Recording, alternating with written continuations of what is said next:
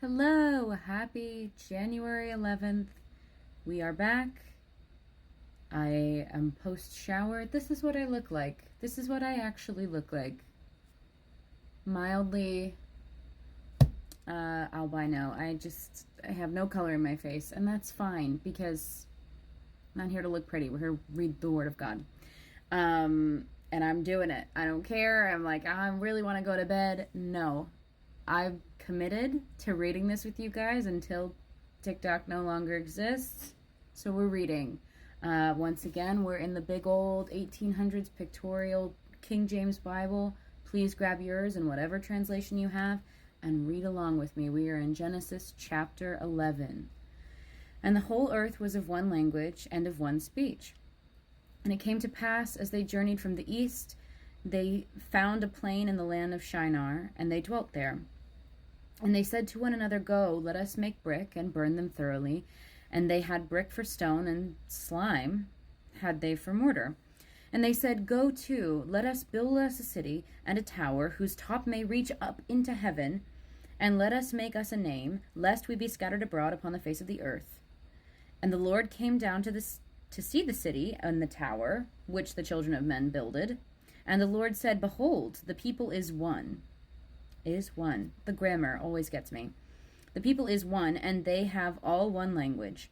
And this they begin to do, and now nothing will be restrained from them, which they have imagined to do.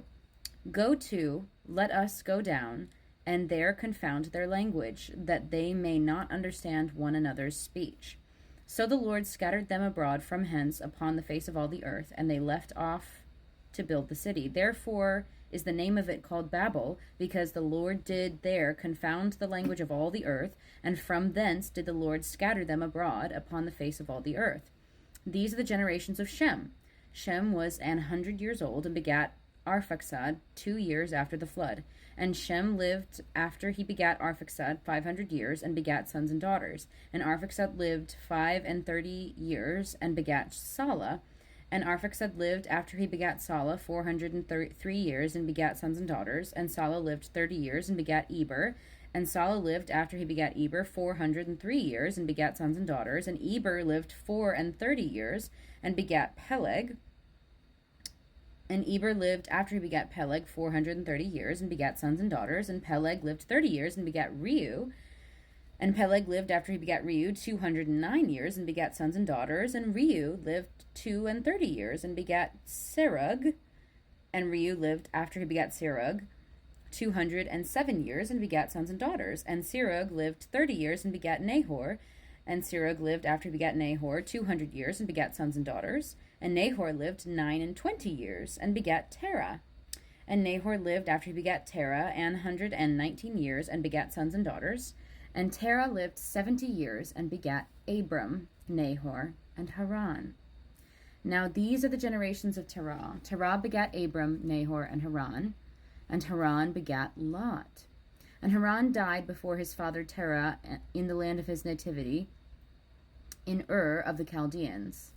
And Abram and Nahor took them wives, and the name of Abram's wife was Sarai, and the name of Nahor's wife was Milcah, and the daughter of Haran, the father of Milcah, and the father of Iscah.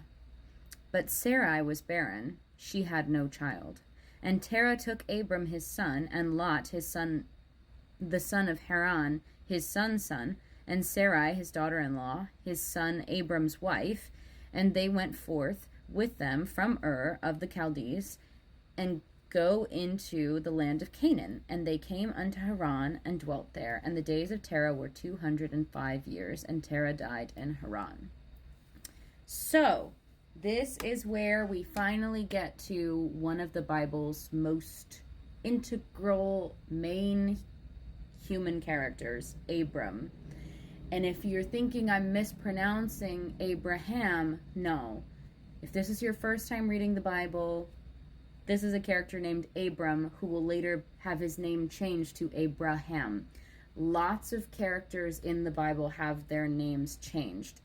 In ancient cultures, names had a lot more meaning than they do today. Not saying that names have no meaning today, but especially in American culture, we really don't place a lot of, emphasis on that. And this chapter, I mean, you have Tower of Babel. There was some confusing grammar for me. Um, there's, again, a ton of genealogies. I feel like I did better today. Um, and and then yes, we get introduced to, again, one of the most important characters in the Bible. And one of the things that I would point out here also, in the midst of the Babel story, once again, we see God referring to himself in plural form, which foreshadows the Trinity. Um, I think that Genesis is an amazing book. It covers so much historically. Um, but honestly, like, beyond that, it really gives the picture of God's story for all time so early on. He really gives a great portrait of who he is and what he is and what he's about, what he wants mankind to be about, and what he wants to do through mankind. And he chooses Abraham to be a vessel for that. So lots of really great meat right off the bat. Abraham is such a great character.